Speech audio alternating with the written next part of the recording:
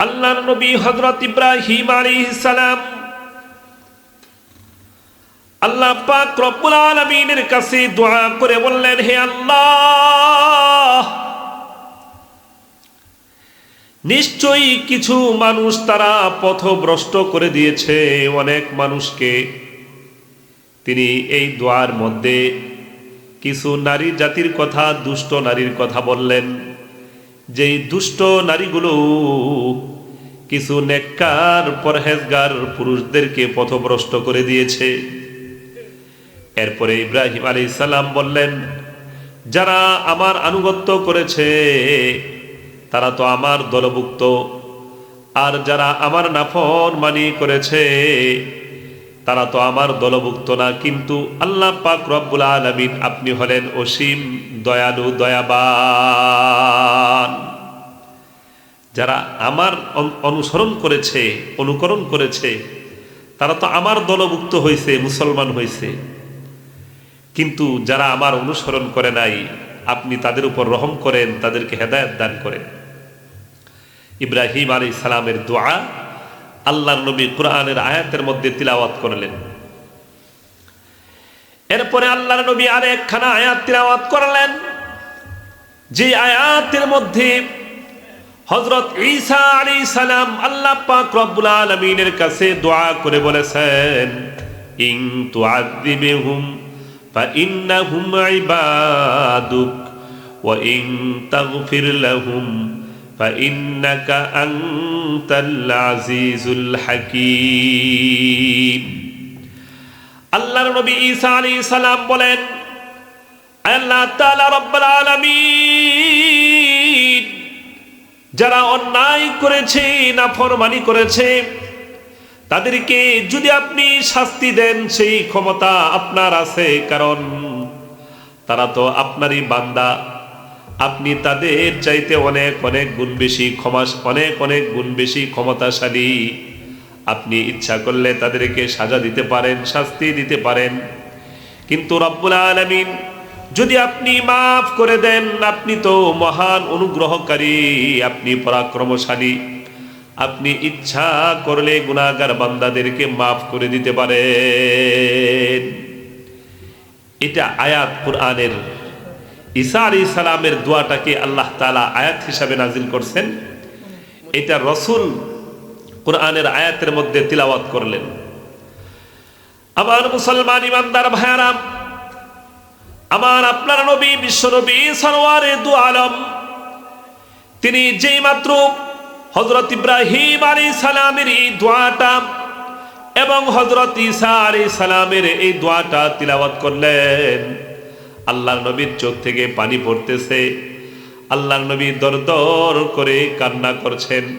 আল্লাহ পাক রব্বুল আলামিন হযরত জিবরিল আলাইহিস সালামকে পাঠিয়ে দিলেন, জিবরাইল যাও খবর নাও, আমার পেয়ারা নবী সরওয়ারে দু আলম মুহাম্মাদুর রাসূলুল্লাহ, সবাই পড়েন না সাল্লাল্লাহু আলাইহি ওয়াসাল্লাম, একটু খবর লাগাও তিনি কেন কান্না করতেছেন, চোখ থেকে কেন পানি পড়তেছে।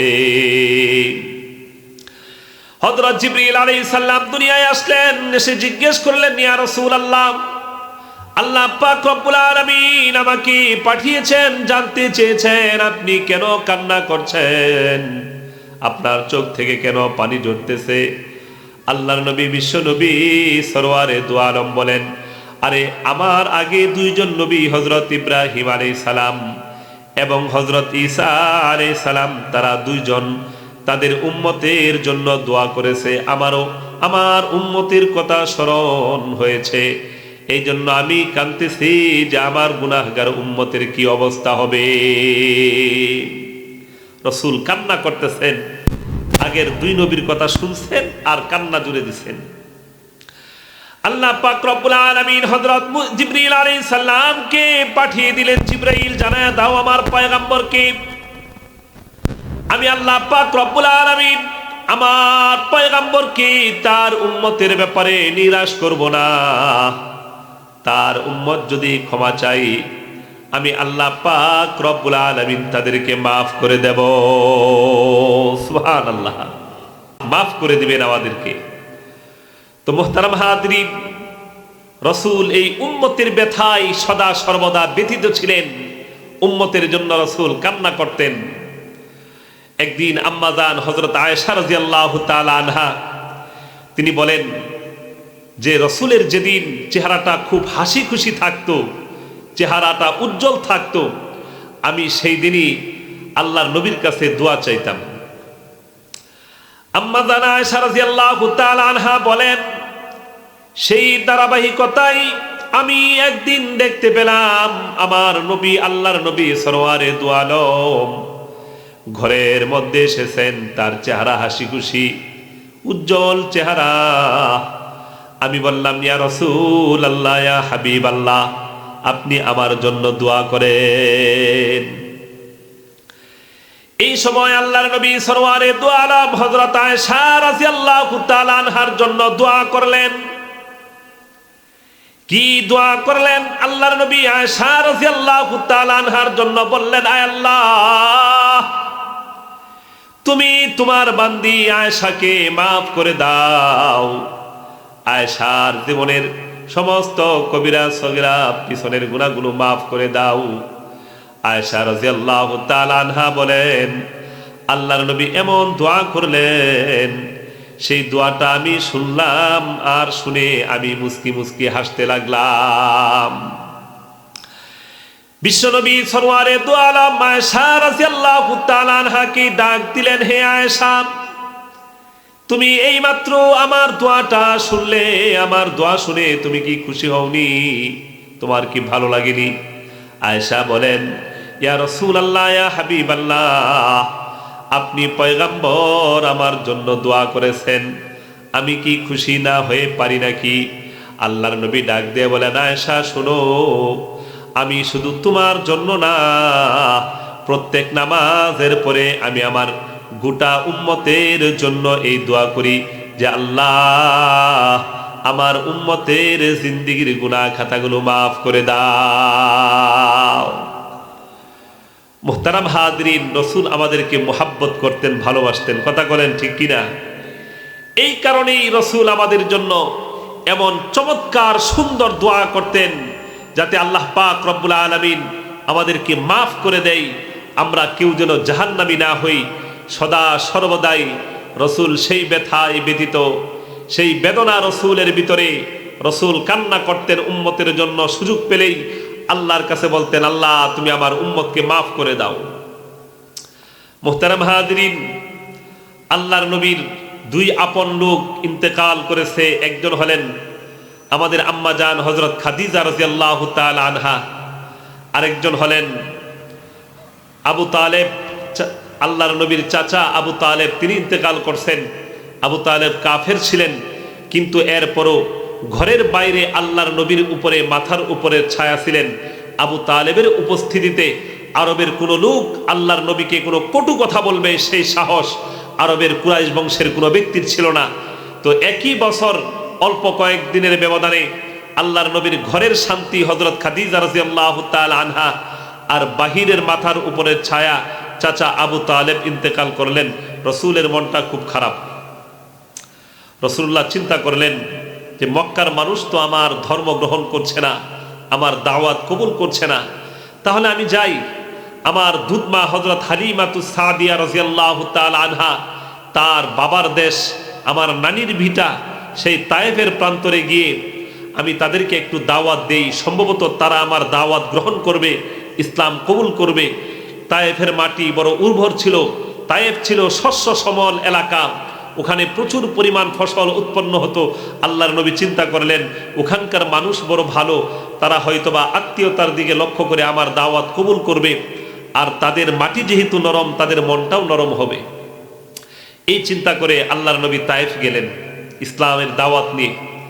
তো তায়েফের লিডার ছিল আমরের তিন ছেলে, আব্দে ইয়ালিল ইবনে আমর, হাবিব ইবনে আমর, মাসউদ ইবনে আমর। এই তিন ভাইয়ের কাছে আল্লাহর নবী ইসলামের দাওয়াত পেশ করলেন।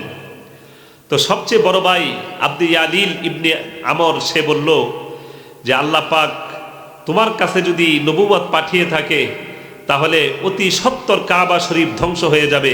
জোরে করে বলেন নাউজুবিল্লাহ। এরপরে আসলেন মাসউদ ইবনে আমরের কাছে তাকে ইসলামের দাওয়াত দিলেন। সে বলল যে আল্লাহ আর কোনো লোক পাই নাই, তোমার কাছে ইসলামের দাওয়াত পাঠাইছে, তোমার কাছে নবুয়ত দিছে। সেও গ্রহণ করে নাই আল্লাহর নবীর কথা। এরপর আল্লাহর নবী সর্বশেষ গেলেন ছোট ভাই হাবিব ইবনে আমরের কাছে।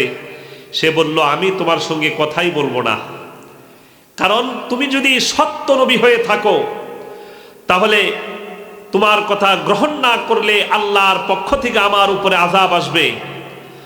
আর তুমি যদি মিথ্যুক হয়ে থাকো তাহলে কোনো মিথ্যুকের সঙ্গে কথা বলা রুচিবান মানুষের স্বভাব নয়। রুচিবান মানুষ কোনো মিথ্যুকের সঙ্গে কথা বলতে পারে না। অতএব মিথ্যুক হলে তোমার সঙ্গে আরো আগে কথা বলবো না। আল্লাহর নবী খুব ব্যথিত হলেন। তারা তিনজন ছিল তায়েফের লিডার, তিন ভাই, কিন্তু তারা প্রত্যাখ্যান করলো। আল্লাহর নবী খুব ভারাক্রান্ত অবস্থায় তাদের থেকে সরে আসলেন। এরপরে আল্লাহর নবী আরো দাওয়াত দেওয়ার চেষ্টা করলেন, কিন্তু এই তিন ভাই যেহেতু লিডার, তারা আল্লাহর নবীর পিছনে তায়েফের দুষ্ট ছেলেদেরকে, উগ্র ছেলেদেরকে আল্লাহর নবীর পিছনে লেলিয়ে দিল, গোলামদেরকে লাগিয়ে দিল, আর বলে দিল যে এই লোকটা পাগল, তাকে তায়েফের মাটির থেকে বিতাড়িত করো, তায়েফের মাটির থেকে তাড়িয়ে দাও। তখন এই নেতাদের উস্কানি পেয়ে উগ্র ছেলেরা আল্লাহর নবীর শরীরে পাথর নিক্ষেপ করতে লাগলো। আমার মুসলমান ইমানদার ভাইরা, আমার আপনার নবী সরওয়ারে দু আলম, বিশ্ব নবী সরওয়ারে দু আলম, আল্লাহর নবীর গায়ের মধ্যে তায়েফের দুষ্ট ছেলেরা পাগল পাগল বলে তারা পাথর নিক্ষেপ করতে লাগলো। ও মুসলমান, আল্লাহর নবীর সঙ্গে আল্লাহর নবীর পালক সন্তান হযরত যায়েদ ইবনে উসামা রাদিয়াল্লাহু তাআলা আনহু সঙ্গে আছেন। আমার ভাইরা, হযরত যায়েদ ইবনে উসামা রাদিয়াল্লাহু তাআলা আনহু বলেন, যখন তায়েফের দুষ্ট লোকেরা আল্লাহর নবীর গায়ে পাথর নিক্ষেপ করছে, তখন আমি আল্লাহর নবীর একবার ডান পাশে, একবার বাম পাশে, একবার সামনে একবার পিছনে যাই, কিন্তু কয় দিক থেকে আমি ফিরাবো তারা বৃষ্টির মতো আমার আপনার পয়গাম্বরের গায়ে পাথর নিক্ষেপ করতে লাগলো। আমার ভাইয়ের, আল্লাহর নবী সামনের দিকে হাঁটছেন আর পিছন থেকে দুষ্ট ছেলেরা পাথর নিক্ষেপ করে। আল্লাহর নবীর সঙ্গে থাকা উনার সফর সঙ্গী আদরের সন্তান হযরত যায়েদ ইবনে উসামা রাদিয়াল্লাহু তাআলা আনহু পাথর ফিরাবার চেষ্টা করেন, কিন্তু ফিরায় শেষ করতে পারেন না। আল্লাহর নবীর গায়ে সেই দুষ্ট লোকদের পাথর আঘাত করে আল্লাহর নবী সরওয়ারে দু আলম তিনি এই দুষ্ট লোকদের পাথরের আঘাতে রক্তে রঞ্জিত হয়ে যান। আমার ভাইরা, তায়েফ ছিল মক্কা থেকে ৭৫ কিলোমিটার দূরে। আল্লাহর নবী সরওয়ারে দু আলম রক্তাক্ত অবস্থায় ভারাক্রান্ত হয়ে তাদের কাছ থেকে ফেরত আসলেন। আর যখন আল্লাহর নবী ফেরত আসেন, বারবার আল্লাহর নবী গায়ের থেকে রক্তগুলো মুছতেছেন, রক্তগুলো মুছে ফেলতেছেন, কারণ আল্লাহর নবী চিন্তা করছেন যদি আমার রক্ত জমিনের মধ্যে পড়ে তাহলে জমিনের মধ্যে ভূমিকম্প শুরু হয়ে যাবে। আল্লাহ পাক রব্বুল আলামিন তার পয়গম্বরের রক্ত জমিনের মধ্যে বরদাস্ত করবেন না। এরপরে মুসলমান, আল্লাহর নবী সেই তায়েফের প্রান্ত থেকে আস্তে আস্তে তিনি মক্কার উতবা সাইবাদের একটা বাগান ছিল, এটা ছিল মক্কা থেকে ৩ কিলোমিটার দূরে। এই বাগানে আল্লাহর নবী আশ্রয় গ্রহণ করলেন। এই বাগানের মধ্যে একজন খাদেম ছিল। আল্লাহর নবীর কাছে সেই খাদেমটা দৌড়ে আসলো। আল্লাহর নবী জিজ্ঞেস করলেন তোমার নাম কি? সে নাম বলল। আল্লাহর নবী জিজ্ঞেস করলেন তোমার বাড়ি কোথায়? সে বলল আমার বাড়ি হলো নিনাওয়া নামক এলাকায়। আমার মুসলমান ভাইরা, আল্লাহর নবী বললেন নিনাওয়া তো আমার ভাই, আমার এক নবী, আমার ভাই, নবী ভাই, তিনি হলেন হযরত ইউনূস আলাইহিস সালাম। হযরত ইউনূস আলাইহিস সালামের এলাকা হলো নিনাওয়া। যেই মাত্র সেই খাদেম আল্লাহর আরেক নবী হযরত ইউনূস আলাইহিস সালামের কথাটা শুনলো, খাদেম তখন চোখ বড় বড় করে আশ্চর্য হইয়া আল্লাহর নবীর দিকে তাকাইলো। খাদেম কয় আপনি আমাদের এলাকার নবী, সেই নিনাওয়া এলাকার নবী ইউনূস ইবনে মাত্তাকে কেমন করে চিনেন? আল্লাহর নবী বিশ্বনবী বলেন আরে ইউনুস ইবনে মাত্তা তো আমার ভাই, তাকে আল্লাহ পাক রব্বুল আলামিন সেই নিনাওয়া এলাকার মধ্যে নবী বানিয়ে পাঠিয়েছেন, আমাকেও নবী বানিয়ে পাঠিয়েছেন। তখন সেই খাদেম তার ভিতর থেকে ভক্তি আসলো, সে আল্লাহর নবীর জন্য বাগানের আঙ্গুর চিপে এক গ্লাস শরবত নিয়ে আসলো। আল্লাহর নবী তার কাছ থেকে সেই শরবতটা পান করে একটু ক্লান্তি দূর করার চেষ্টা করলেন। মুহতারাম হাজরিন, এই সময় আল্লাহর নবীর কাছে আসমান থেকে দুই ফেরেশতা এসে হাজির।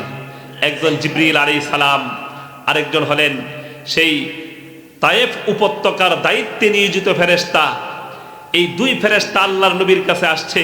জিবরিল আলাইহিস সালাম বলেন, ওগো আল্লাহর নবী, আল্লাহ পাক রব্বুল আলামিন আমার সঙ্গে এই তায়েফ উপত্যকার দায়িত্বে নিয়োজিত ফেরেশতাকে সঙ্গে দিয়ে পাঠাইছেন।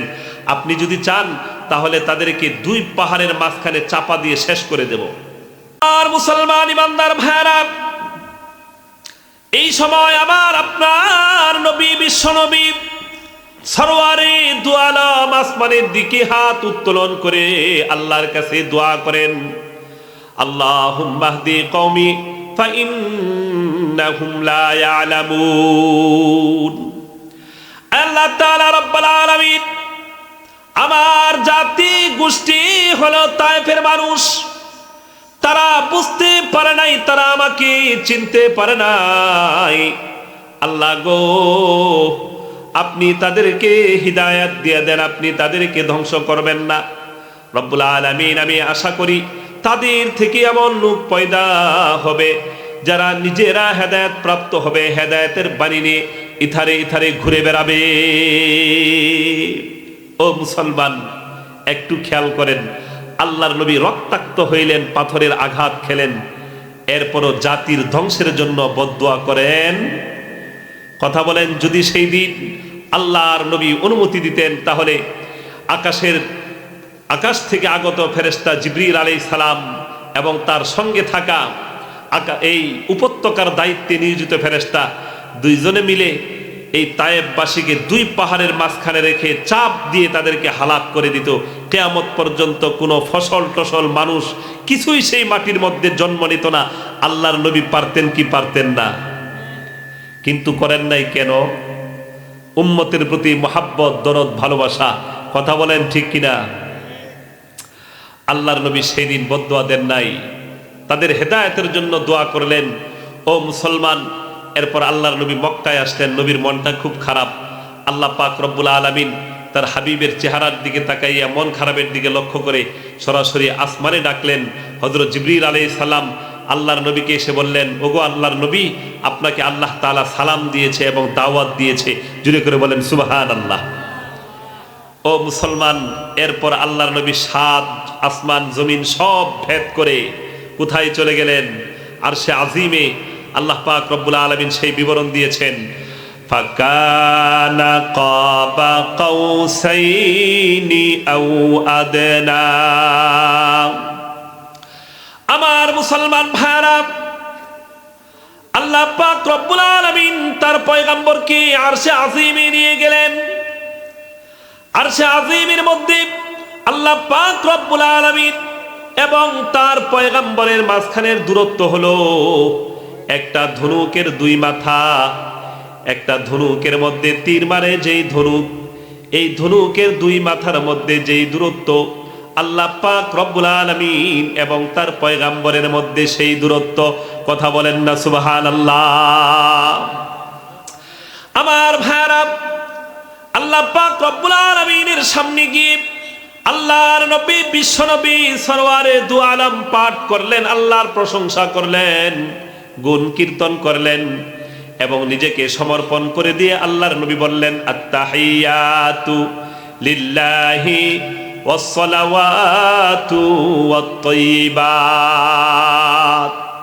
আমার ভাইরা, আল্লাহর নবী আল্লাহ পাক রব্বুল আলামিনের উদ্দেশ্যে বললেন, আয় আল্লাহ তাআলা, আমার জবানের দ্বারা, আমার জিহ্বার দ্বারা, আমার মুখের দ্বারা যত বন্দিগি হতে পারে, ও মুসলমান, মুখের দ্বারা আমরা যত ইবাদত করি, বন্দিগি করি, সবগুলোর মধ্যে আল্লাহর প্রশংসা করি। আল্লাহর নবী বললেন, আমার জবানের দ্বারা যত গুণ কীর্তন হতে পারে, যত ইবাদত হতে পারে, ওগো আল্লাহ, সমস্ত ইবাদত, সমস্ত গুণ কীর্তন আপনার জন্য। আত্তাহিয়াতু লিল্লাহি ওয়াসসালাওয়াতু, ওগো রব্বুল আলামিন, আমার শরীরের সমস্ত অঙ্গ প্রত্যঙ্গ দিয়ে যত ইবাদত হতে পারে, যত বন্দিগি হতে পারে, সমস্ত বন্দিগি আপনার জন্য। আর সর্বশেষ বললেন অত্তয়িবাত, আয় আল্লাহ তাআলা, আমার টাকা পয়সা অর্থনীতি দিয়ে যত ইবাদত বন্দিগি হতে পারে, সমস্ত ইবাদত বন্দিগি আপনার জন্য। জুড়ে বলেন সুবহানাল্লাহ। এই সময় আল্লাহ পাক রব্বুল আলামিন তার পয়গম্বরের এই নিবেদন, এই আত্মত্যাগের বিনিময়ে আল্লাহ পাক রব্বুল আলামিন উত্তর দিয়ে বলেন আসসালামু আলাইকা আইয়ুহান নাবিয়্যু ওয়া রাহমাতুল্লাহি ওয়া বারাকাতুহু। আমার ভাইরা, আল্লাহ পাক রব্বুল আলামিন বলেন, ওগো আমার পয়গম্বর, আমার নবী, আমার মুহাব্বতের নবী, আমার হাবিব, আপনার উপরে আমার পক্ষ থেকে শান্তি বর্ষিত হোক, আপনার উপরে আল্লাহ পাক রব্বুল আলামিনের রহমত বর্ষিত হোক, আল্লাহর পক্ষ থেকে বরকত নাজিল হোক।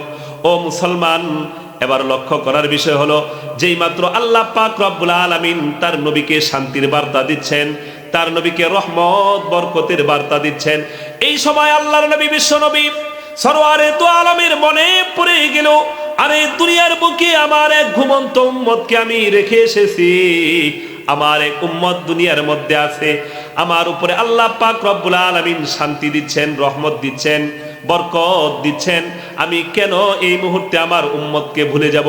আমার উম্মতকে আমি এই রহমত, বরকত আর শান্তির মধ্যে শামিল করে নেই। সেজন্য আল্লাহর নবী ডাক দিয়ে বলেন আসসালামু আলাইনা ওয়া আলা ইবাদিল্লাহিস সালিহিন। আমার মুসলমান ভাইরা, আল্লাহর নবী, বিশ্ব নবী ওই মুহূর্তে আল্লাহ পাক রব্বুল আলামিনের সামনে বসা, নিজের মাহবুবের সামনে বসা, সারা পৃথিবীর খালেক, মালিক, আসমান জমিনের সৃষ্টিকর্তা আল্লাহ পাক রব্বুল আলামিনের সামনে বসা, সেই আল্লাহ তার হাবিবের উপরে, তার নবীর উপরে রহমত বর্ষণ করতেছেন, শান্তির বাণী শোনাচ্ছেন, বরকতের ঘোষণা দিচ্ছেন। ওই সময় আল্লাহর নবী ডাক দিয়ে বলেন, আল্লাহ, এই রহমত, বরকত, শান্তি শুধু আমার জন্য না, বরং আমাদের উপরে, আমাদের সকলের উপরে, এবং আমার উম্মতের যারা নেককার, পরহেজগার, মুত্তাকি বান্দা বান্দিরা আছে, তাদের উপরেও। জুড়ে বলেন না সুবহানাল্লাহ। আল্লাহর নবী সেই আরশে আজিমে বসেও আমাকে আপনাকে ভুলেন নাই। জুড়ে বলেন না সুবহানাল্লাহ। এজন্য কবি বলছেন, মাওলা মেরা আকা মেরা, মাওলা মেরা আকা মেরা, রহমত কা নবী হাই, মাওলা মেরা আকা মেরা, রহমত কা নবী হাই, सरकार मदीना है ओ माहे अरबी है, हैबत से तेरे फारे सुईरन, हैबत से तेरे फारे सुईरान होई मरऊब, कैसर व किसरा की भी शौकत होई मसलूब। जुल्फत में मिले, जुल्फत में मिले किसको आली नसबी है, तो फख्रे रसूल, तो फख्रे रसूल हाशमी ओ मुत्तलबी है, ऐ शाहान जहां, ऐ शाहान जहां सब है तेरे दिल की सुवानी, ओ दिल नहीं जो दिल तेरे इश्क से खाली।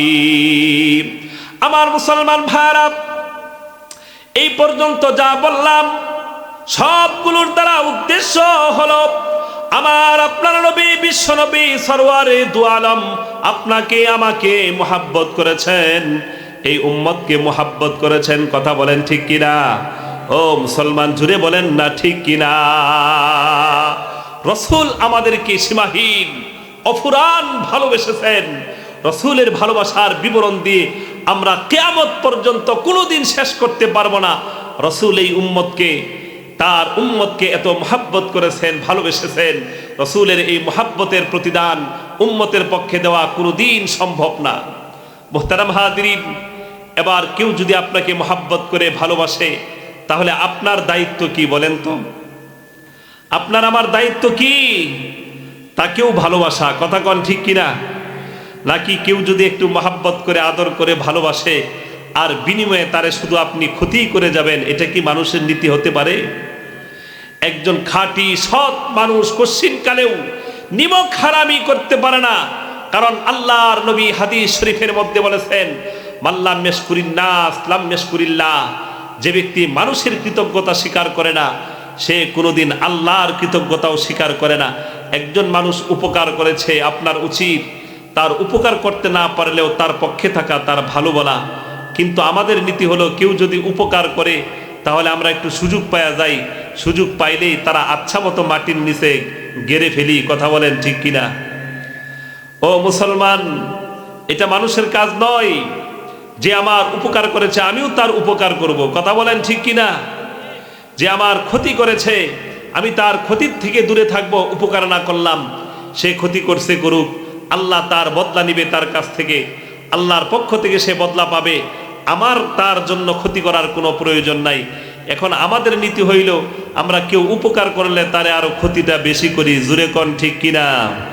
ও মুসলমান, যা হোক, আল্লাহ পাক রব্বুল আলামিন কোরআনে বলে দিয়েছেন, হাল জাযাউল ইহসানি ইল্লাল ইহসান। যে ব্যক্তি আপনার উপকার করে, ইহসান করে, তার প্রতিদান ইহসানি হওয়া উচিত, তার প্রতিদান উপকারী হওয়া উচিত, তার ক্ষতি করা উচিত নয়। মুহতারাম হাজিরিন, এবার আল্লাহ পাক তার প্রেরিত নবীর মধ্যে এত মুহাব্বত ভালোবাসা দিয়েছেন, সেই মুহাব্বত ভালোবাসা তিনি উম্মতের জন্য ঢেলে দিয়েছেন। উম্মতকে তিনি সীমাহীন মুহাব্বত করেছেন, ভালোবেসেছেন। তখন এই কথার উত্তর যখন দিলেন, তখন সে আলেম চলে গেছে, কিন্তু ওনার ভিতরে একটা ধুকপুক ধুকপুক রয়ে গেছে। যেহেতু একটা আশ্চর্য কথা, আমি রসুলের সবচেয়ে মহাব্বতের ভাষা, জান্নাতের ভাষা, কুরআনের ভাষা, সেই আরবি ভাষায় আমি কবিতা লিখি, দুনিয়ার রাজা বাদশাদেরকে সন্তুষ্ট করার জন্য তাদের প্রশংসা করে, তাদের গুণ কীর্তন করে, তাদের কীর্তিনামা আমি রচনা করি। কিন্তু আমার রসুলকে মুহাব্বত করে ভালোবেসে আমি এখন পর্যন্ত একটা চরণ, একটা লাইনও রচনা করি নাই। এটা কি করে সম্ভব? এটা তো হতে পারে না। এই চিন্তা করে তিনি রসুলের শানে কবিতা লিখতে শুরু করলেন। অনেকগুলো কবিতা লেখছেন। কিন্তু কয়েক বছর যাবার পরে সেই ইমাম শরফুদ্দিন বুসিরি রহমতুল্লাহ আলাই তিনি পক্ষাঘাতগ্রস্ত হয়ে গেলেন, মানে প্যারালাইজড হয়ে গেলেন। প্যারালাইসের রোগীরা তো হাঁটতে চলতে পারে না, সারাদিন বিছানায় পড়ে থাকে অথবা হুইল চেয়ারে বসে থাকে। কথা বলেন ঠিক কিনা? ওনার অবস্থাও এমন হয়েছে, তিনি শরীরের একটা অংশ অবশ হয়ে গেছে, তিনি নড়াচড়া করতে পারেন না, সারাদিন বিছানায় অথবা চেয়ারের মধ্যে বসে থাকেন। আল্লাহর কাছে দোয়া করেন, কিন্তু রোগ সারে না। ডাক্তার চিকিৎসা করেন, ডাক্তার, হাকিম, কবিরাজ, বৈদ্য, নানান কিছুর কাছে যান, ঔষধপত্র সেবন করেন, কিছুতেই কিছু হয় না। একদিন ইমাম শরফুদ্দিন বুসিরি রহমতুল্লাহ আলাই বসে বসে চিন্তা করতেছেন যে কি করা যায়। আমি তো এখন নরমচরণ করতে পারি না, অসুস্থ হয়ে গেছি, আল্লাহর কাছে দোয়া করতেছি, দোয়াও কবুল হচ্ছে না, অনেক ঔষধপত্র সেবন করলাম, কিছুতেই কিছু হচ্ছে না। হঠাৎ ওনার মাথায় আসলো যে আমি রসুলের শানে একটা ব্যতিক্রমী কবিতা রচনা করব, যেই কবিতার কথা শুধুমাত্র আমিই জানবো আর আল্লাহ জানবে। দুনিয়ার আর কোনো মানুষের কাছে আমি রসুলের সেই মান মর্যাদার বিবরণ দিয়ে যেই কবিতা রচনা করব, এটা আমি দুনিয়ার কোনো মানুষের কাছে প্রকাশ করব না। ওই কবিতা রচনা করার পরে আমি কবিতা পাঠ করে রাত্রিবেলায় আল্লাহর কাছে দোয়া করব। তো আল্লাহর রসুলের দোহাই দিয়া তিনি কি করবেন? আল্লাহর কাছে দোয়া করবেন। এই ধরনের চিন্তা, যেই চিন্তা সেই কাজ। তিনি কবিতা লিখতে শুরু করলেন। এই কবিতা লিখে শেষ করলেন। এই কবিতার নাম দিলেন আল কাওয়াকিবুদ দুররিয়াহ ফি মাদহি খাইরিল বারিয়াহ। মানে এমন একটা নক্ষত্র এমন কতগুলো নক্ষত্র, যেই নক্ষত্রগুলো শুধুমাত্র আমার রসুল, পৃথিবীর শ্রেষ্ঠ মানুষ মুহাম্মাদুর রাসূলুল্লাহ সাল্লাল্লাহু আলাইহি ওয়াসাল্লামের শানে রচিত। এই নাম দিয়ে তিনি কবিতাটা রেখে দিলেন। সপ্তাহের শেষ দিন, শুক্রবারের দিন, মাগরিবের নামাজের, ইশারের নামাজের পরে নামাজ আদায় করার পর তিনি সেই কবিতা নিয়ে বসলেন। ঘর অন্ধকার করে আল্লাহর নবীর শানে রচিত সেই কবিতা তিনি পাঠ করতে লাগলেন। চোখের পানি ছেড়ে আল্লাহর নবীর শানে সেই কবিতা তিনি পাঠ করছেন। করতে করতে ইমাম বুসিরি রহমতুল্লাহ আলাইহি কখন যে ঘুমিয়ে গেলেন নিজেও টের পেলেন না। আমার মুসলমান ইমানদার ভাইরা, এবার ইমাম শরফুদ্দীন বুসিরি রহমতুল্লাহ আলাইহি ঘুমের ঘুরে স্বপ্ন দেখলেন। হঠাৎ তার ঘরটা আলোকিত হয়ে গেছে, উজ্জ্বল আলোয় ইমাম শরফুদ্দীন বুসিরি রহমতুল্লাহ আলাইহির ঘরটা একেবারে ঝলমল করে উঠছে। ইমাম বুসিরি রহমতুল্লাহ আলাইহি এমন উজ্জ্বল আলো দেখে তিনি চমকে উঠলেন। তিনি উঠার থেকে ধরফর করে কোন রকমে বসলেন। আর বসেই দেখেন যে তার ঘরের এই আলোটা এমনি এমনি হয় নাই, বরং পৃথিবীর সর্বশ্রেষ্ঠ মানুষ সাইয়্যিদুল কাউনাইন খাতামুন নবিয়্যিন মুহাম্মাদুর রাসূলুল্লাহ সাল্লাল্লাহু আলাইহি ওয়াসাল্লাম স্বয়ং তার ঘরে আগমন করেছে। আল্লাহর নবীর আগমনে তার ঘর আলোকিত হয়ে গেছে। ইমাম শরফুদ্দীন বুসিরি রাহমাতুল্লাহি আলাইহি আল্লাহর নবীকে দেখে তিনি ভেবাচাকা খেয়ে গেলেন। ইয়া রাসূলুল্লাহ, ইয়া হাবিবাল্লাহ, আপনি পয়গম্বর, আমি গুনাহগার শরফুদ্দীন বুসিরির ঘরে। আল্লাহর নবী ডাক দিয়ে বলেন, হে বুসিরি, তুমি তোমার ঘুমানোর আগে যে কবিতাটা আবৃত্তি করতেছিলে, যে কবিতাটা তুমি পড়তেছিলে, আবার তুমি আমার সামনে বসে সেই কবিতাটি পাঠ করো। আমার ভাইরা, ইমাম বুসিরি রাহমাতুল্লাহি আলাইহি কবিতা পাঠ করতে শুরু করলেন। আমিন তাযাক্কুরি জিরানিন বিদি সালামি মাযাজতা দামান জারা মিন মুকলাতিন বিদামি আমাহাব্বাতির রিহু মিন তিলকাই কাযিমাতিন আও মাদাল বারকু ফি যালমাই মিন ইদামি। এইভাবে আমার ভাইরা, ইমাম বুসিরি রাহমাতুল্লাহি আলাইহি একটা একটা চরণ করে আল্লাহর নবীর সামনে সেই কবিতা পাঠ করছেন। কবিতা পড়তে পড়তে এক পর্যায়ে একটা চরণ আসলো, একটা কবিতার অংশ আসলো, যার অর্থ হলো, ওগো আল্লাহর নবী, আল্লাহর পয়গম্বর, আপনার হাতের স্পর্শে দুনিয়ার কত রোগী সুস্থ হয়ে গেল। জুড়ে বলেন না সুবহানাল্লাহ। আল্লাহর নবীর হাতের স্পর্শে রোগী সুস্থ হয়েছে, এই ধরনের ঘটনা আছে না নাই? আমার ভাইরা, খাইবারের যুদ্ধের সময় আল্লাহর নবী মুসলমানদেরকে নিয়ে তিনি খাইবারের দুর্গ, ইহুদিদের একটা বিরাট বড় কেল্লা দুর্গা ঘেরাও করলেন। আর সেই কেল্লার ভিতরে মুসলমানদেরকে প্রবেশ করতে হবে, কিন্তু কোনোভাবেই সেই কেল্লার ভিতরে প্রবেশ করা যাচ্ছে না। আল্লাহর নবী, বিশ্ব নবী, প্রথম দিন হযরত আবু বকর রাদিয়াল্লাহু তাআলা আনহুর নেতৃত্বে কিছু সৈন্য দিয়ে পাঠাইলেন। আবু বকর ফেরত আসলেন, তিনি খাইবারের কেল্লার ভিতরে, দুর্গের ভিতরে প্রবেশ করতে পারেন নাই। দ্বিতীয় দিন উমর রাদিয়াল্লাহু তাআলা আনহুকে পাঠাইলেন, তিনিও ফেরত আসলেন, পারলেন না ভিতরে ঢুকতে।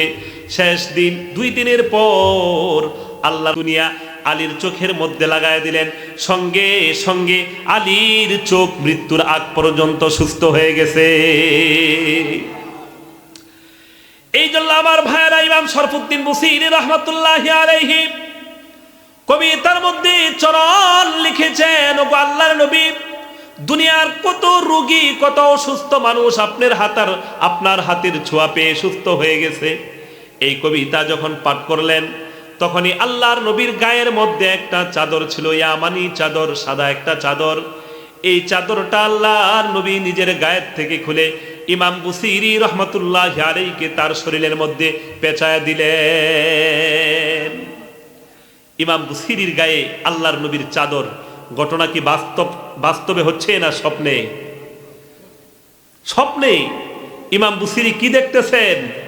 স্বপ্নে দেখতেছেন আল্লাহর নবীর সামনে তিনি কবিতা পাঠ করছেন, আর ওই চরণ পাঠ করার সময় আল্লাহর নবী গায়ের সাদা চাদরটা খুলে তিনি ইমাম বুসিরিকে শরীরের মধ্যে পেঁচায়া দিলেন। এরপর আমার ভাইয়েরা, ইমাম বুসিরি রহমতুল্লাহ আলাইহির ঘুম ভেঙে গেল।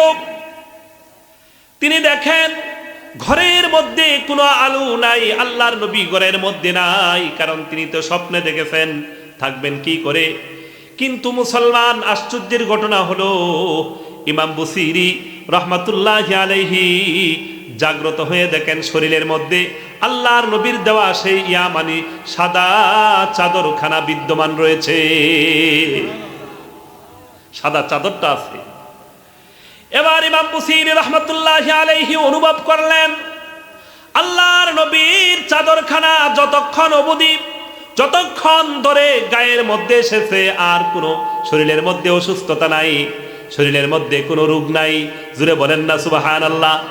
ইমাম বুসিরি রহমতুল্লাহ আলাইহি চিরদিনের জন্য একদম সুস্থ হয়ে গেলেন। এখন তো সুস্থ, হাঁটতে পারেন, চলাফেরা করতে পারেন, আর কোনো অসুবিধা নাই। এবার আর ঘুমালেন না। রাত্রিবেলায় উঠে তাহাজ্জুদের নামাজ আদায় করলেন, ফজরের নামাজ আদায় করলেন।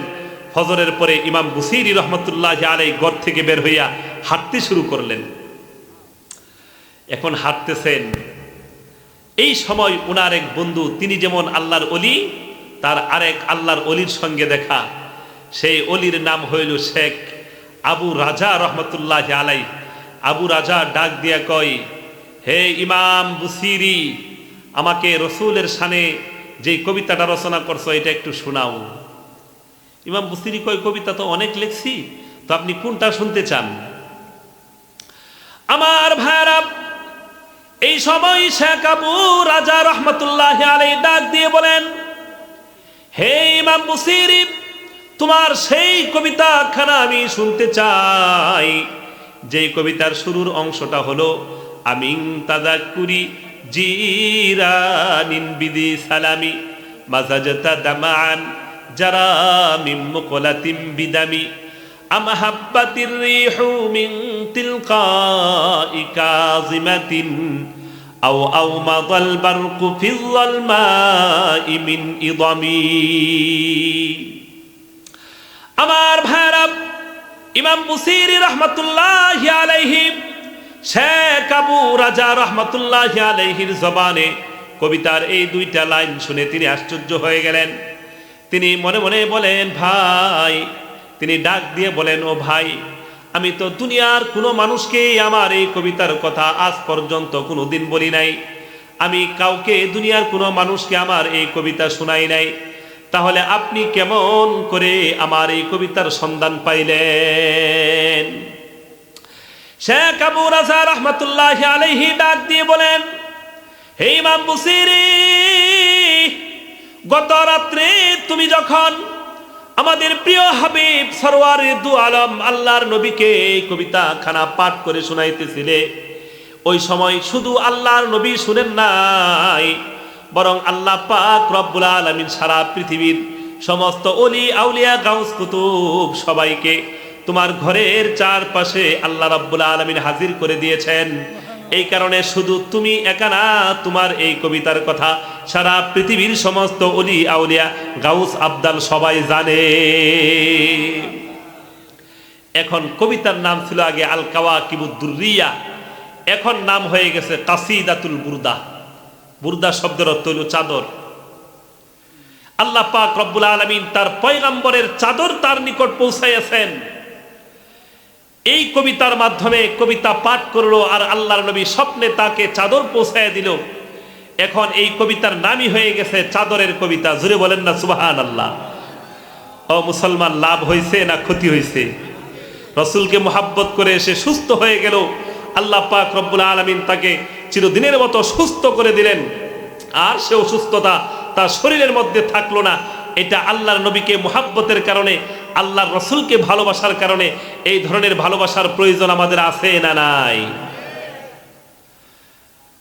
ও মুসলমান, এজন্য আল্লাহ পাক রব্বুল আলামিন আমাদেরকে নির্দেশনা দিয়েছেন যে তোমরা রসুলের অনুসরণ করো। ইয়া ফাআমিনু বিল্লাহি ওয়া রাসূলিহিন নাবিয়িল উম্মিয়্যিল্লাযী ইউমিনু বিল্লাহি ওয়া কালিমাতিহি ওয়াত্তাবিউহু লাআল্লাকুম তাহতাদুন।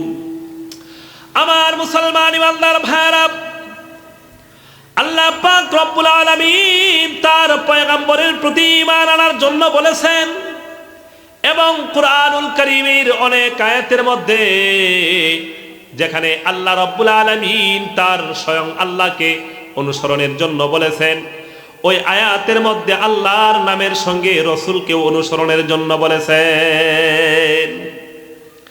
আল্লাহ রব্বুল আলামিন বলেন وَأَطِيعُوا اللَّهَ وَالرَّسُولَ وَأَطِيعُوا اللَّهَ وَالرَّسُولَ لَعَلَّكُمْ তুরহামুন। ও দুনিয়ার মানুষ, তোমরা আল্লাহ পাক রব্বুল আলামিনের অনুসরণ করো, সেই সাথে আমার নবী আল্লাহর রসুলের অনুসরণ করো। যদি আল্লাহর অনুসরণ করো, আল্লাহর নবীর অনুসরণ করো, তাহলে তোমাদেরকে দয়া করা হবে। আর এক আয়াতের মধ্যে আসছে তোমরা হেদায়েত পেয়ে যাবে। অতএব জীবনে অনুসরণ কাকে করতে হবে? আল্লাহর নবীকে। কথা বলেন ঠিক কিনা? অনুসরণ হবে একমাত্র কার? আল্লাহর নবীর অনুসরণ হবে, মুহাব্বত হবে আল্লাহর নবীর প্রতি সবচাইতে বেশি, নাকি নিজের নেতা লিডার রাজনৈতিক দলকে বেশি মুহাব্বত করবেন? কাকে মুহাব্বত করতে হবে? আল্লাহর নবীকে অনুসরণ করতে হবে। আল্লাহর নবীর বিরুদ্ধচারণ করা যাবে না। আল্লাহর নবীর সঙ্গে কোনোভাবেই কখনো কোনো অবস্থাতেই বেয়াদবি করা যাবে না। আমার মুসলমান ভাইরা, আল্লাহর নবীর সামনে হযরত সাহাবায়ে কেরাম একটু উঁচু আওয়াজে কথা বলেছেন। একটু আল্লাহর নবীর চাইতে সাহাবায়ে কেরামের আওয়াজটা একটুখানি উঁচু হয়ে গেছে। আল্লাহ রব্বুল আলামিন হযরত সাহাবায়ে কেরামের আওয়াজটা যে উঁচু হলো, এই জিনিসটাও আল্লাহ পছন্দ করেন নাই। জোরে বলেন না সুবহানাল্লাহ। আল্লাহ রব্বুল আলামিন বলেন, ইয়া আইয়ুহাল্লাযীনা আমানু লা তারফাউ আসওয়াতাকুম ফাওকা সাওতিন নবী ওয়া লা তাজহারু লাহু বিল কওলি কাজহারি বা'দিকুম লিবা'দিন আন তাহবাতা আ'মালুকুম ওয়া আনতুম লা তাশউরুন। আল্লাহ রাব্বুল আলামিন বলেন, হে দুনিয়ার মুমিন মুসলমানেরা, তোমরা আমার নবীর আওয়াজের চাইতে আওয়াজকে উঁচু করো না। আমার নবীর চাইতে তোমাদের আওয়াজ যেন উঁচু না হয়, এবং তোমরা আমার নবীর চাইতে উঁচু আওয়াজে কথাও বলবা না। ও মুসলমান, আল্লাহর নবীর কাছে আরবের বাইরে থেকে একটা গোত্র আগমন করেছে। সেই গোত্রের লোকদেরকে আল্লাহর নবী কিছুদিন দিন ধর্ম শিক্ষা দিলেন। এবার তারা ফেরত যাবে। এই ফেরত যাবার সময় আল্লাহর নবীর নিয়ম হলো তাদের মধ্য থেকে একজনকে তিনি আমির বানায় দেন। সে আমির তাদেরকে নিয়ে ফেরত যায়। নিজের এলাকায় গিয়ে তারা ধর্মকর্ম পালন করে, তারা যাকাতের টাকা উসুল করে। ইসলামের নতুন কোনো বিধান আগমন করলে সেই আমির সাহেব তার লোকদেরকে জানায় দেন। এটা ছিল আল্লাহর নবীর নিয়ম। এবার সেই গোত্রের লোকদেরকে আল্লাহর নবী সরওয়ারে দু আলম তাদের এলাকায় ফেরত পাঠাবেন। এই সময় দুইজন সাহাবী, একজন আবু বকর রাদিয়াল্লাহু তাআলা আনহু আর একজন ওমর রাদিয়াল্লাহু তাআলা আনহু, এই দুইজন মানুষ তারা নিজেদের মত প্রকাশ করলেন। কিন্তু ব্যাপার হলো এই, আল্লাহর নবী এখন পর্যন্ত তাদের কাছে মতামত জানতে চান নাই। তারা নিজেদের মধ্য থেকে নিজের মত প্রকাশ করছেন। আর মত প্রকাশ করতে গিয়ে দুইজনের নাম বলেছেন। তখন তাদের আওয়াজটা একটু উঁচু হয়ে গেছে। যাদের আওয়াজ উঁচু হয়েছে তিনি হলেন নবীর পরে শ্রেষ্ঠ মানুষ দুনিয়ার বুকে হযরত আবু বকর, আরেকজন শ্রেষ্ঠ মানুষ হযরত উমর রাদিয়াল্লাহু তাআলা আনহু। এই দুইজনই আল্লাহর নবীর শ্বশুর, কথা কোন ঠিক কিনা? এই দুইজনের আওয়াজ নবীর চাইতে একটুখানি উঁচু হয়ে গেছে। এই কারণে আল্লাহ পাক রব্বুল আলামিন বলেন, লা তারফাউ আসওয়াতাকুম ফাওকা সাউতিন নবী ওয়া লা তাজহারু লাহু বিল কওলি কাজাহরি বা'দিকুম লিবা'দিন আন তাহবাতা আমালুকুম ওয়া আনতুম লা তাশউরুন। আল্লাহ পাক রব্বুল আলামিন জানিয়ে দেন, ও মুসলমানেরা, ও মুমিন মুসলমানেরা, তোমাদের আওয়াজ যেন আমার পয়গম্বরের আওয়াজের চাইতে উঁচু না হয়।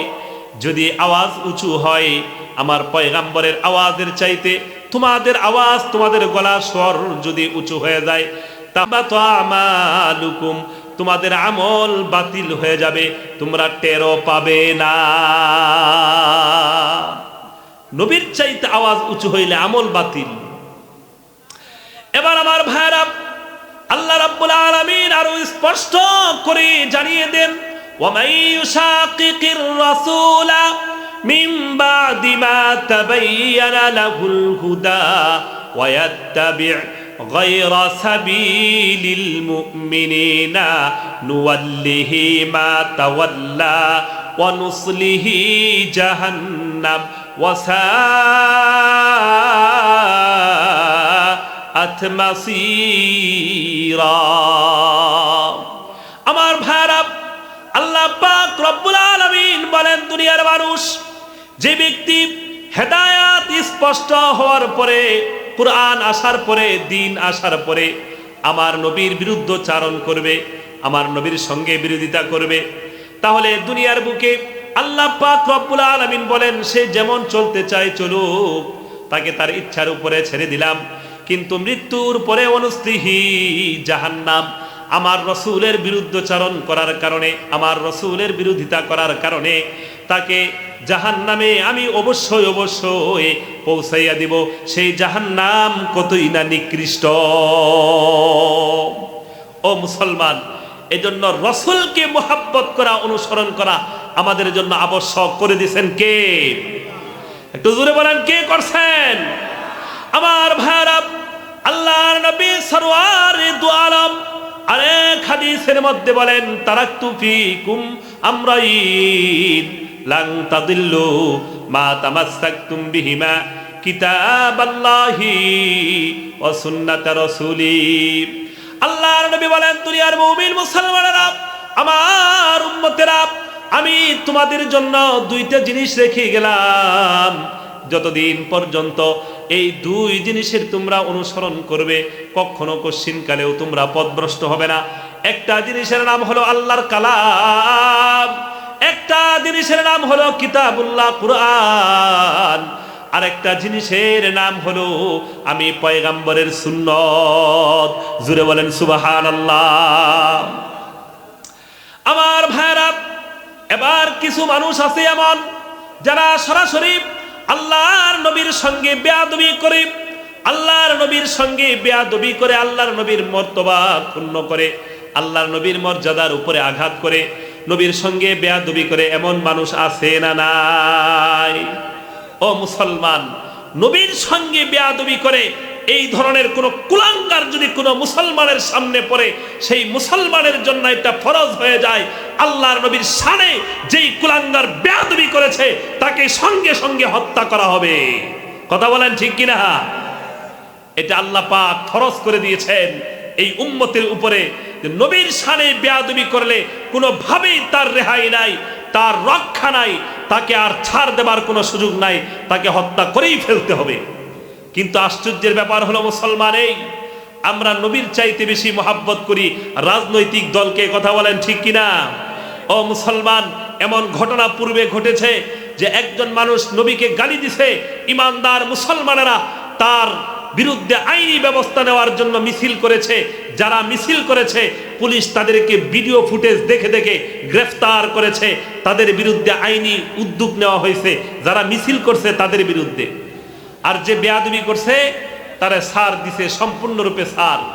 অপরদিকে একজন মানুষ প্রধানমন্ত্রীকে গালি দিছে, একটা মাত্র গালি দিছে, সঙ্গে সঙ্গে তার 7 বছরের জেল হয়ে গেছে। কিন্তু আল্লাহর নবীকে গালি দিছে, কোনো ধরনের পানিশমেন্ট আর শাস্তির ব্যবস্থা ওই সময়কার রাষ্ট্রপ্রধান গ্রহণ করে নাই, উল্টা যারা আন্দোলন করেছে তাদেরকে পাকড়াও করেছে। কথা বলেন ঠিক কিনা? ও মুসলমান, উল্টা হয়ে গেছে। অথচ আল্লাহর নবীর জিন্দেগিতেই এমন ইতিহাস আছে, আল্লাহর নবীর সামনে বেয়াদবি করছে, আল্লাহর নবী ফোর্স পাঠিয়ে দিচ্ছেন যে যাও, সে আল্লাহকে এবং তার রসুলকে কষ্ট দিচ্ছে, তার ব্যবস্থা করে আসো, তাকে হত্যা করে আসো। ও মুসলমান, স্পষ্ট হাদিস, বুখারী শরীফের বর্ণনা। আল্লাহর নবী একদিন বললেন, এক ইহুদি মদিনার, তার নাম হইল কাব ইবনে আশরাফ। আল্লাহর নবী একদিন কাব ইবনে আশরাফের ব্যাপারে বললেন, মান লি কাব ইবনে আশরাফ ফাইন্নাহু আযাল্লাহ ওয়া রাসূলা। কে কাব ইবনে আশরাফের বিরুদ্ধে ব্যবস্থা গ্রহণ করবে? কাব ইবনে আশরাফ আল্লাহকে এবং তার রসুলকে কষ্ট দিচ্ছে। মুসলমান, এই ঘটনা কি? ঘটনা হলো এই, যখন ইসলামের প্রথম যুদ্ধ বদর সংগঠিত হলো, বদর যুদ্ধে মক্কার সমস্ত মাথাগুলা কাটা গেল। কথা বুঝছেন তো আপনারা? মাথা কাটা দেওয়ার অর্থ কি? মারা গেছে। মক্কার বিখ্যাত কাফের আবু জেহেল, উতবা, সাইবা, এই ধরনের লিডার যারা ছিল, সব লিডার সহ মোট 70 জন মারা গেছে। আল্লাহ পাক রব্বুল আলামিন মুসলমানদেরকে বিজয় দান করলেন। আপনারা কি বিরক্ত হচ্ছেন? আমার পরে আরো বক্তা আছে, কথা কোন ঠিক কিনা? তো মুসলমানদেরকে বিজয় দান করলেন। এই খবরটা শুনছে মদিনায় থাকা এক বিখ্যাত ধনী ব্যক্তি, ইহুদি কুলাঙ্গার, কিন্তু মদিনার গোত্রপতি, অনেক সম্পদশালী ব্যবসায়ী, এবং আল্লাহ পাক রব্বুল আলামিন তাকে খুব সুন্দর চেহারাও দিয়েছিলেন। তার নাম হইল কাব ইবনে আশরাফ। তার চেহারা যেমন সুন্দর ছিল, তার মধ্যে যোগ্যতা দক্ষতাও ছিল। সে খুব সুন্দরভাবে কবিতা রচনা করতে পারত। তো যখন সে এই সংবাদটা শুনল যে বদরের যুদ্ধে মুসলমানদের বিজয় হয়েছে, মক্কার কাফের মুশরিকরা মারা গেল, তখন সে বলে যে এই সংবাদ যদি সত্য হয়ে থাকে তাহলে জমিনের উপরের চাইতে জমিনের নিচের জগতই বেশি ভালো। তার মানে হইল বাচ্চা থাকার চাইতে মরে যাওয়া ভালো। কথা বুঝছেন তো? আরো কিছুক্ষণ সে অপেক্ষা করলো। অপেক্ষা করার পর সে বুঝতে পারলো না, ঘটনা সত্য। মক্কার যারা লিডার ছিল, কাফের যারা মক্কার নেতৃত্ব দিত, সবাই মুহাম্মদ এবং তার সাথীদের হাতে, সবাই পড়েন সাল্লাল্লাহু আলাইহি ওয়াসাল্লাম, তার সাথীদের হাতে মারা গেছে। এই ঘটনা সত্য। তখন সে আল্লাহর নবীকে নিয়ে, সাহাবাই কেরামকে নিয়ে, সাহাবাই কেরামের স্ত্রীদেরকে নিয়ে নোংরা নোংরা নানান ভাষায় নবীকে কষ্ট দিয়ে আল্লাহর ব্যাপারে নানান মন্তব্য করে সে কবিতা রচনা করলো। এই পর্যন্ত করে ক্ষান্ত হলো না সে। এই পর্যন্ত করে সে ক্ষান্ত হলো না। সে একটা ঘুরাই সওয়ার হয়ে মক্কার দিকে রওনা দিল। মক্কায় গিয়ে তখন আল্লাহর নবীর চাচা, যিনি পরবর্তীতে ইসলাম গ্রহণ করছেন, হযরত আবু সুফিয়ান রাদিয়াল্লাহু তাআলা আনহুকে পাইল। আবু সুফিয়ানের কাছে সে বলল যে যারা মারা গেল তাদের জন্য আমার খুব ব্যথা হচ্ছে, কষ্ট হচ্ছে, তোমরা আবার প্রস্তুতি নাও, তাদের বিরুদ্ধে যুদ্ধ করতে হবে, অস্ত্র ধরতে হবে। এই সময় আবু সুফিয়ান তাকে একটা প্রশ্ন করলো, আচ্ছা ভাই বলেন তো, আপনি এটা বলেন যে মুহাম্মদ সত্য ধর্মের উপরে সে বেশি হেদায়েত প্রাপ্ত নাকি আমরা বেশি হেদায়েত প্রাপ্ত? তখন সে নির্দ্বিধায় বলে যে অবশ্যই অবশ্যই তোমরা বেশি হেদায়েত প্রাপ্ত। আল্লাহ পাক রব্বুল আলামিন তার এই কথার বিরুদ্ধে আয়াত নাযিল করছেন, আলাম তারা ইলাল্লাযীনা উতু নাসীবাম মিনাল কিতাবি ইউদআউনা ইলা কিতাবিল্লাহ। এই জাতীয় একটা আয়াত আল্লাহ পাক রব্বুল আলামিন এই কাব ইবনে আশরাফের বিরুদ্ধে নাযিল করলেন। এরপরে সে ক্ষান্ত হলো না, সে আবার মদিনায় চলে গেল। ওখানে গিয়েও সে আবার কবিতা রচনা করতে শুরু করলো। এখন তার এই কবিতার রচনার মাধ্যমে আল্লাহর নবীকে সে গালিগালাজ করে, ইসলাম ধর্মের নানান কুৎসাসে রটনা করে বানিয়ে বানিয়ে। তখন আল্লাহর নবী একদিন সাহাবায়ে কেরামের সামনে এসে বললেন, মান লি কাব ইবনে আশরাফ ফাইন্নাহু আযাল্লাহ ওয়া রাসূলা। কাব ইবনে আশরাফের ব্যবস্থা কে গ্রহণ করবে? সে আল্লাহ এবং তার রসুলকে কষ্ট দিচ্ছে। তখন কয়েকজন সাহাবী দাঁড়ায় গেলেন। এক নাম্বার দাঁড়াইলেন মুহাম্মদ ইবনে মাসলামা রাদিয়াল্লাহু তাআলা আনহু, তারপরে দাঁড়াইলেন আবু নায়লা, তারপর দাঁড়াইলেন হাব্বাদ ইবনে বিশর। এই ধরনের 5-6 জন সাহাবায়ে কেরাম দাঁড়ায় গেলেন। আল্লাহর নবী তাদের মধ্যে মুহাম্মদ ইবনে মাসলামাকে লিডার বানাইলেন। আর মুহাম্মদ ইবনে মাসলামা তখন বলল, ইয়া রাসূলুল্লাহ, আমরা কাব ইবনে আশরাফের ব্যবস্থা নেব, তার আগে আপনার কাছ থেকে একটা জিনিসের অনুমতি চাই, আমরা কাব ইবনে আশরাফকে একটু ধোঁকা দেব। আল্লাহর নবী বললেন, তোমাদের জন্য অনুমতি আছে। জোরে বলেন না সুবহানাল্লাহ। ধোঁকা দেওয়ার কোনো ব্যবস্থা সুযোগ ইসলাম ধর্মে নাই, কিন্তু সেই দিন আল্লাহর নবী তাকে অনুমতি দিচ্ছেন। এবার মুহাম্মদ ইবনে মাসলামা প্রথম দিন কাব ইবনে আশরাফের বাড়ির সামনে গেল, গিয়ে বলল যে ভাই একটু কথা ছিল। কি কথা? যে ওই লোকটা আমাদেরকে খুব কষ্ট দিচ্ছে। কোন লোকটা? মুহাম্মদ সাল্লাল্লাহু আলাইহি ওয়াসাল্লাম। যে তিনি, আমরা তার ধর্ম গ্রহণ করছি, এখন তিনি আমাদের কাছে সদকা চান, যাকাতের কথা বলেন। তখন কাব ইবনে আশরাফ হাসি মুখে বলে, তোমাদের জন্য আরো কষ্ট অপেক্ষা করছে। তখন কাব ইবনে আশরাফকে মুহাম্মদ ইবনে মাসলামা বলে, ভাই আমরা তো তার ধর্ম গ্রহণ করে ফেলছি, এখন যদি ছেড়ে দেই মানুষ হাসাহাসি করবে, কিছুদিন অপেক্ষা করি, তার আগে আমরা তো খাদ্য সংকটে আছি, আপনি আমাদেরকে কিছু ঋণ দেন, 1 ওয়াসাক অথবা 2 ওয়াসাক। 1 ওয়াসাক হইল 150 কেজি। এই সময় কাব ইবনে আশরাফ বলে, তোমরা আমার কাছে কিছু বন্ধক রাখো। তখন মুহাম্মদ ইবনে মাসলামা বলেন, কি বন্ধক রাখবো আপনার কাছে? সে উত্তর দেয়, তোমাদের নারীদেরকে আমার কাছে বন্ধক রাখো। জোরে বলেন না নাউজুবিল্লাহ। তখন মুহাম্মদ ইবনে মাসলামা বলেন যে ভাই আপনার চেহারা যে সুন্দর, আমরা নারীদেরকে আপনার কাছে বন্ধক রাখতে ভয় পাই। তখন সে বলে, তাহলে তোমার ছেলেদেরকে, তোমাদের ছেলেদেরকে আমার কাছে বন্ধক রাখো। মুহাম্মদ ইবনে মাসলামা বলেন, ছেলেদেরকে যদি এই সামান্য পরিমাণ খাদ্যের জন্য আপনার কাছে বন্ধক রাখি, তাহলে ভবিষ্যতে আমার ছেলেরা চেহারা দেখাইতে পারবে না, তার বন্ধু বান্ধব পাড়া প্রতিবেশী তারা তাদেরকে গালি দিবে যে তোমাদেরকে বন্ধক রাখা হয়েছিল খাবারের জন্য। তাহলে কি বন্ধক রাখা যায়? ও মুসলমান, আরবের মানুষদের কাছে তখন তাদের অস্ত্র শস্ত্র, তরবারি, বল্লম এগুলো খুব প্রিয় জিনিস ছিল, খুব মহাব্বতের জিনিস ছিল, এগুলো তাদের জীবনের অন্যতম গুরুত্বপূর্ণ অবলম্বন ছিল। তখন মুহাম্মদ ইবনে মাসলামা বললেন যে আমরা আমাদের অস্ত্রগুলো আপনার কাছে বন্ধক রাখবো। বলল ঠিক আছে, নিয়ে এসো। এরপরে উনি ফেরত আসলেন। এবার গেলেন আবু নায়লা রাদিয়াল্লাহু তাআলা আনহু। আবু নায়লা ছিলেন সেই কাব ইবনে আশরাফের দুধ ভাই, কিন্তু আল্লাহর নবীর সাহাবী, নবীকে কষ্ট দেয়, এজন্য দুধ ভাই হইলেও তার রেহাই নাই। এর একমাত্র কারণ হলো যে আমার আপনার নবী মুহাম্মদুর রাসূলুল্লাহ সাল্লাল্লাহু আলাইহি ওয়াসাল্লামকে যেই কুলাঙ্গার কষ্ট দিবে, সে আমার ভাই হলেও রেহাই পাবে না। কথা বলেন ঠিক কিনা? আল্লাহর নবী তখন সাহাবীদের জন্য দোয়া করলেন, আল্লাহ গো, এই সমস্ত সাহাবায়ে কেরামের চেহারাটা তুমি আনন্দিত করে দাও। সঙ্গে সঙ্গে ওই সমস্ত সাহাবায়ে কেরামরা বলেন, ইয়া রাসূলুল্লাহি ওয়া আফরাহা উজুহাত, ইয়া রাসূলুল্লাহ আপনার চেহারাটাও আল্লাহ পাক রব্বুল আলামিন আলোকিত করে দেন।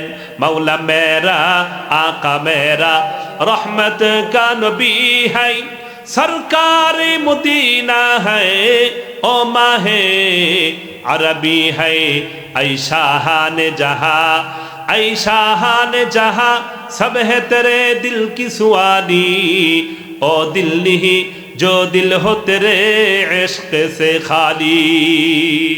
ও মুসলমান, মোহাব্বত কাকে করবো? রসুলকে। কথা বলেন ঠিক কিনা? আল্লাহ পাক আমাদের